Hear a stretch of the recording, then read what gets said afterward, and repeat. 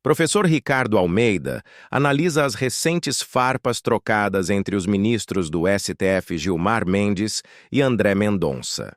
Troca de farpas entre Gilmar e Mendonça em julgamento de pai de Vorcaro. Deixa eu ler a notícia rapidamente.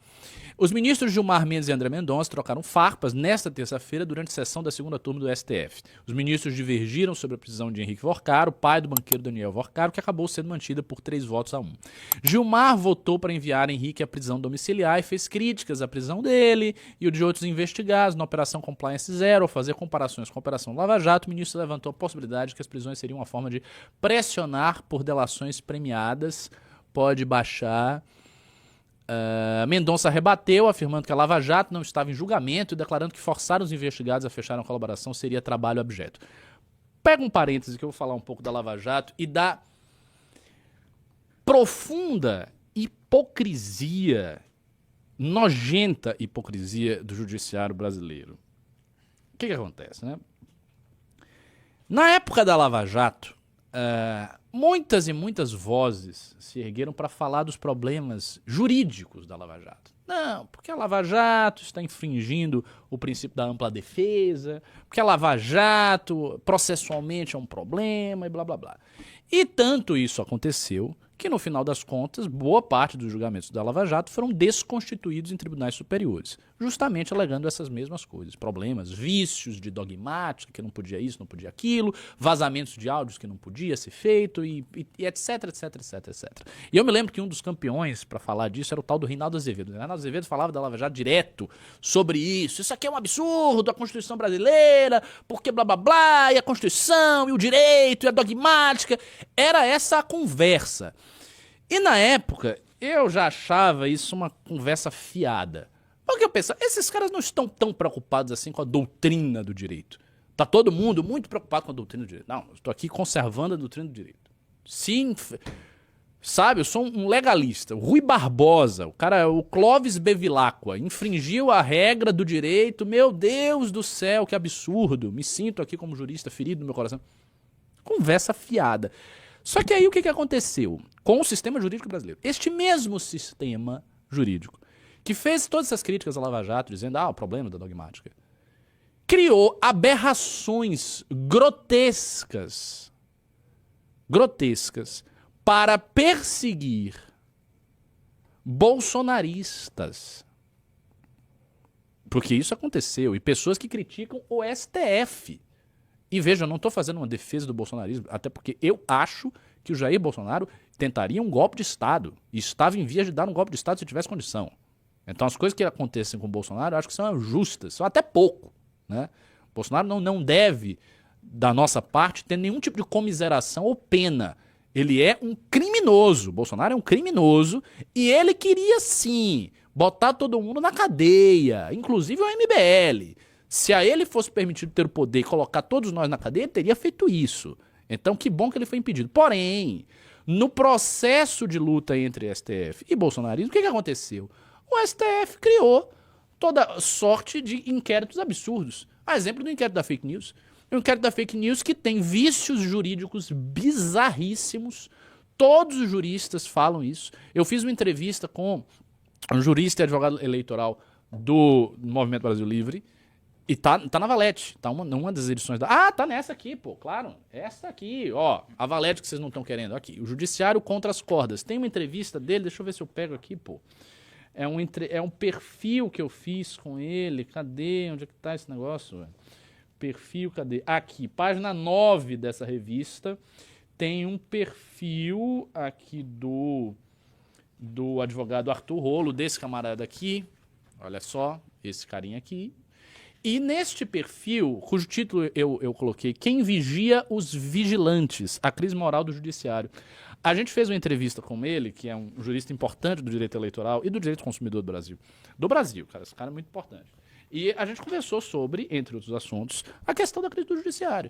E é um consenso de que aquele inquérito das fake news, que foi levantado a propósito de uma crítica que a revista Cruzoé veiculou contra o STF, é uma aberração dogmática. Aquilo não se sustenta. É um inquérito ex officio em que o juiz é juiz e carrasco ao mesmo tempo, não tem realmente ampla defesa, todos os princípios constitucionais estão sendo jogados no lixo e ninguém tem pejo, ninguém tem vergonha, nenhuma vergonha de dizer não, porque agora aqui você está infringindo o dogmático. Não, tá tudo certo. Quer dizer, tá tudo certo. Então que legalismo é esse? É o legalismo assim, não, eu sou muito legalista em relação à Lava Jato. Aqui é o legalismo total, positivismo jurídico, somos todos Hans Kelsen, não podemos aqui infringir as normas. Aí quando você vem uma coisa que interessa a ampliação do poder do STF, não, agora não somos mais legalistas. Aí é uma questão de interpretações extensivas, hermenêuticas polonesa de sabe-se lá o quê, democracias muito ampliadas e enlarguecidas que fazem isso, fazem aquilo. Ou seja, conversa fiada, conversa mole. Ninguém está interessado em dogmática jurídica. Isso é uma conversa que só encanta os olhos de bacharéis do direito, de advogados que acabaram de se formar e que não sabem como a vida é. Essa é a verdade. A vida é tráfico de influência, é poder, entendeu? É quem manda mais, quem tem mais dinheiro, quem tem mais bala na agulha, e é isto aí. Lógico, eu não sou exagerado a ponto de dizer que, portanto, o arcabouço jurídico não significa nada.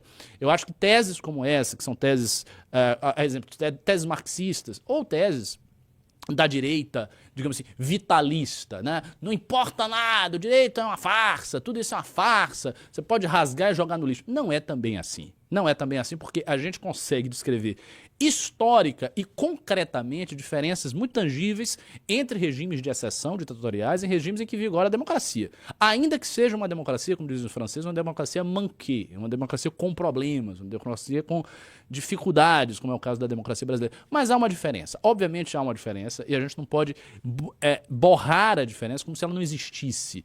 Então, existem distinções sim, porém, não há esse interesse todo no legalismo. Então, esse é o meu parêntese aí. Eu não confio nesse interesse legalista e a Lava Jato foi, querendo ou não, a única operação que já se viu de combate à corrupção nas últimas décadas que resultou em alguma coisa efetiva.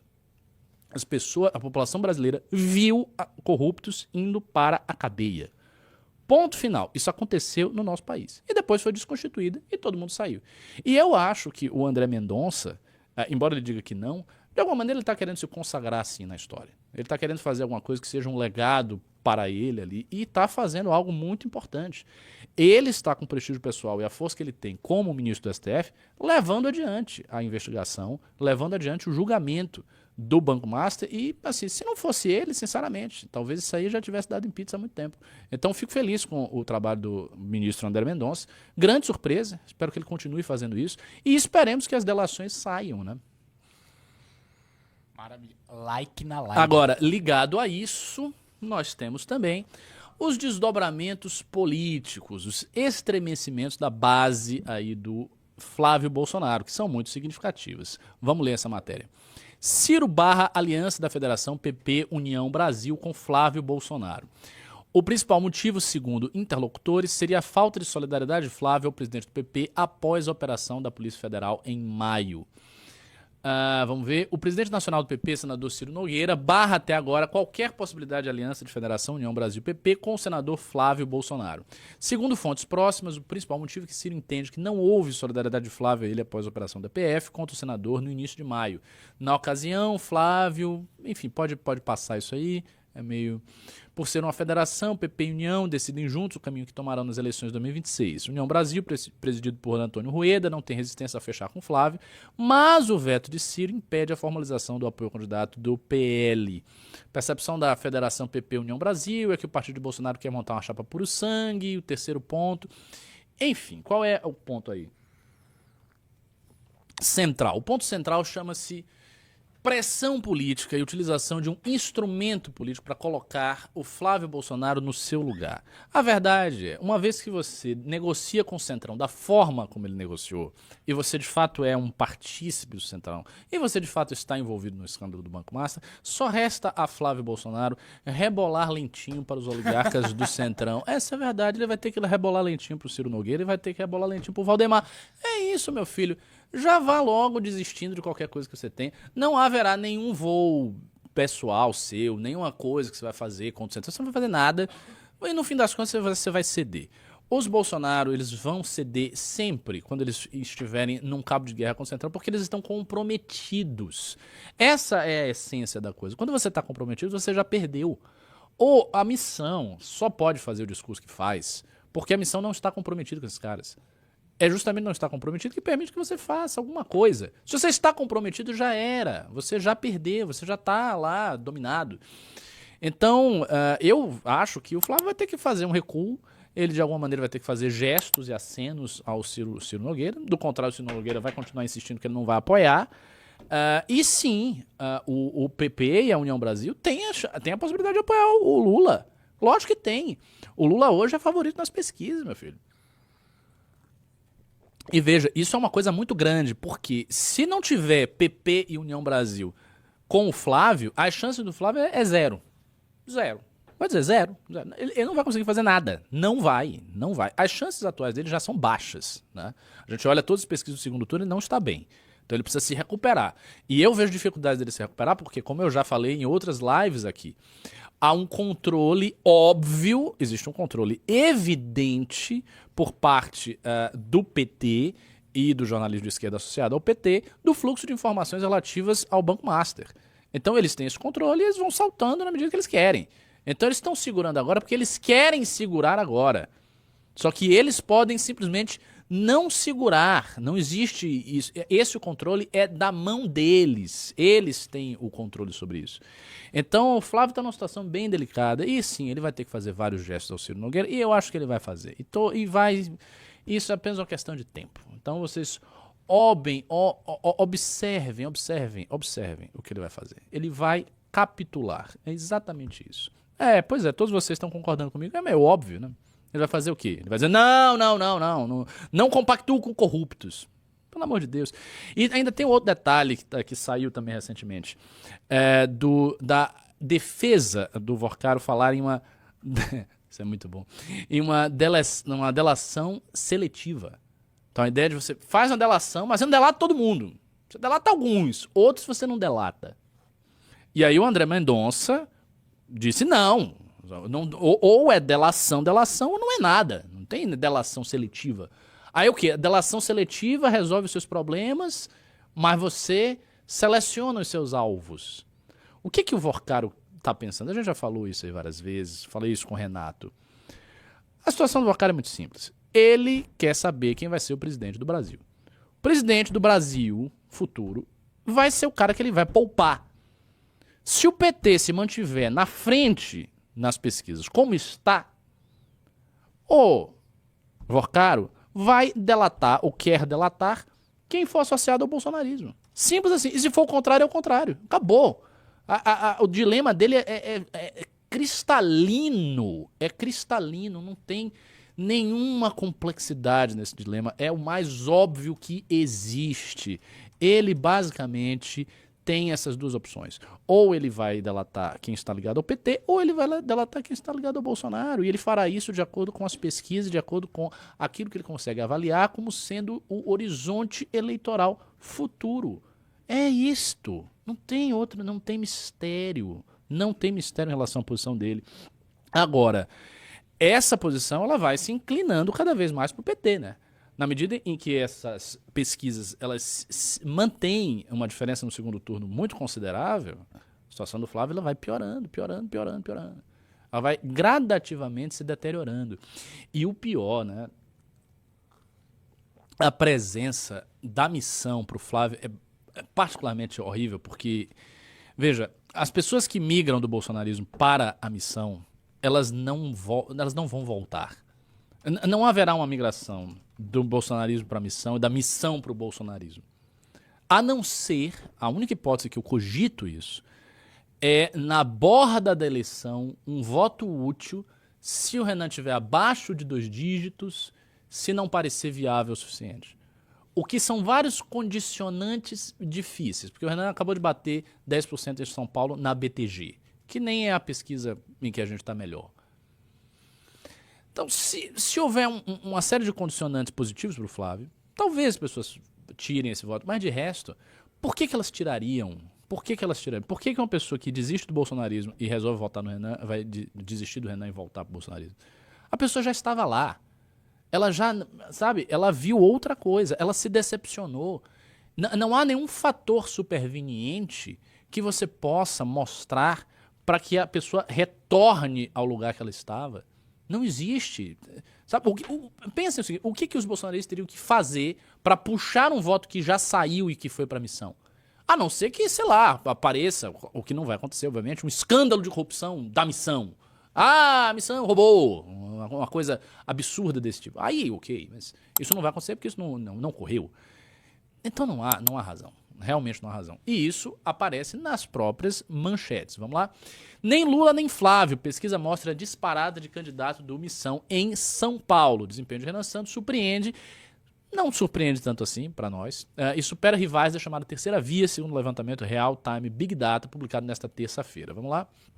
Enquanto Lula e Flávio Bolsonaro travam uma acirrada batalha pela liderança na disputa presidencial, um candidato que corre por fora vem ganhando tração, ao menos entre o eleitorado de São Paulo. Uma nova pesquisa Real Time Big Data, publicada nesta terça-feira, 16, indica que o ativista Renan Santos foi o único pré-candidato ao Planalto que cresceu junto aos eleitores paulistas. Segundo a pesquisa divulgada hoje, Renan acumula 10% das intenções de voto no primeiro turno em São Paulo. Na comparação com a sondagem anterior, de março, o ativista empresário disparou 8 pontos percentuais, ao passo que todos os demais presidenciáveis recuaram ou ficaram estáveis no levantamento. Deixa eu ver se tem mais alguma coisa. Dentro da terceira via, bom, aqui tem os percentuais, aí fala-se de candidatos inexistentes, como Aécio Neves e Joaquim Barbosa. Esses caras não vão sair para nada, isso não existe. Outro dia eu vi um tweet do Joaquim Barbosa, ele dizendo, agora eu voltei ao Twitter. Assim. O tweet tinha menos likes do que os meus tweets, entendeu? E ele é candidato a presidente, isso não vai acontecer. O Aécio Neves é um cara que perdeu completamente o seu bonde. O Aécio Neves foi, em 2014, um bom candidato, viu? Devo dizer que ele fez uma campanha relativamente agressiva contra a Dilma, mas ele correu, esse cara, o Aécio Neves é um cara que... Ele perdeu a chance de hoje já ter sido presidente da República e ser o líder da direita. Ele perdeu a chance, sabe por quê? Porque... Rapidinho antes da gente continuar, se você chegou até aqui, provavelmente esse vídeo está te ajudando de alguma forma. Então confira aí embaixo se você já está inscrito no canal e se puder, deixa o like também. Agora vamos voltar para o vídeo. Ele sai em 2014 numa campanha forte em que a direita apoiou. Olavo de Carvalho apoiou Aécio Neves. Olavo escrevia posts no Facebook elogiando Aécio Neves. Todo mundo votou no Aécio Neves, que era direita. O Aécio Neves fez uma campanha corajosa, assim, para os padrões do PSDB, né, que é um partido todo cheio de amarras, mas para os padrões low energy do PSDB, o Aécio fez uma campanha corajosa, diferente do Serra, diferente do Alckmin. Só que logo depois veio a questão do impeachment. O que fez o PSDB? O PSDB, não tem motivo para impeachment, não vai rolar impeachment, não queremos, não é o caminho. Ele foi se desassociando e ele se desassociou, ele, Aécio e o partido dele, completamente daquele fluxo de manifestações gigantescas que tomaram o Brasil. O PSDB não chegou junto. O PSDB trabalhou contra o impeachment da presidente Dilma durante boa parte do tempo, querendo uma anulação da chapa, uma tese completamente ridícula aí que eles inventaram e que não ia pra frente, que não tinha meios políticos de ir pra frente. Porque assim, o impeachment foi realizado porque tinha um povo, mas porque também tinha o interesse do parlamento. Havia o interesse do Temer e havia o interesse das pessoas que se associavam ao Temer no final do processo do impeachment. Então o PSDB veio com uma tese completamente bizantina que não servia pra nada. Eles ficaram nessa posição por muito tempo e no final eles aderiram ao impeachment. No comitê do impeachment, já um membro do PSDB, que era o Carlos Sampaio, deputado federal, por São Paulo, se eu não me engano. São Paulo? Acho que sim. O Carlos Sampaio, deputado federal do PSDB, foi uma das lideranças do comitê do impeachment que o Renan criou. Só que ele ficou um tempo enorme sem participar disso. E neste processo a imagem dele foi completamente destruída. Isso sem falar dos áudios, famosos áudios, em que ele foi pego com a calça na mão, com o negócio lá do Joelis de Batista e tal. Então foi isso que aconteceu com o PSDB e o Aécio Neves simplesmente morreu como grande figura política nacional. Foi isso que aconteceu com ele. Então não vai ter Joaquim Barbosa, não vai ter Aécio. Zema, sinceramente, não sei, porque o partido não está querendo entregar nada pro Zema. E o Novo ter o Zema só atrapalha, destrói todas as coligações que ele tem. A gente falou aqui com o Renato sobre as coligações no Sul, derruba tudo. Então não acho que o Zema vai conseguir. Na prática tem aí o Caiado, talvez, que se mantenha, e o Renan. E esses votos, especialmente o voto, entre aspas, do Joaquim Barbosa, vamos supor que ele tem algum voto, vai pro Renan. Quase todos esses votos vão convergir para o nosso candidato. Então vai ser um primeiro turno bastante apertado e com muitas dificuldades para o Flávio Bolsonaro. Para o Flávio Bolsonaro, realmente, a missão é uma pedra no sapato. Grande pedra no sapato. E, novamente, não precisava ter sido. Eu me lembro de, em 2017, 18, nessa fase aí, em que o MBL não tinha essa rivalidade tão gigante com o bolsonarismo, a gente não tinha. Eu falava várias vezes que Bolsonaro estava cometendo um grande erro em atacar toda a direita e querer forçar a direita a apoiá-la a todo custo. Erro esse que vocês, militantes do MBL, não devem fazer. Vocês não devem ficar em cima das pessoas, porque isso gera irritação, antipatia, as pessoas elas não gostam disso. E o bolsonarismo fazia isso, eles tinham uma militância muito poderosa, e as lideranças do bolsonarismo promoviam cancelamentos internos da direita. E eu falava lá atrás, isso aqui é um erro, esses caras vão se dar mal, porque eles estão criando um monte de inimigos, eles estão criando uma massa de ressentimento, essa massa de ressentimento vai se voltar contra eles em algum momento. Isto aconteceu com o MBL. O tanto de apartamento que houve tem a ver com as relações, digamos assim, institucionais extremamente feridas, que foram montadas graças a esses ataques contínuos. Então é isso que aconteceu.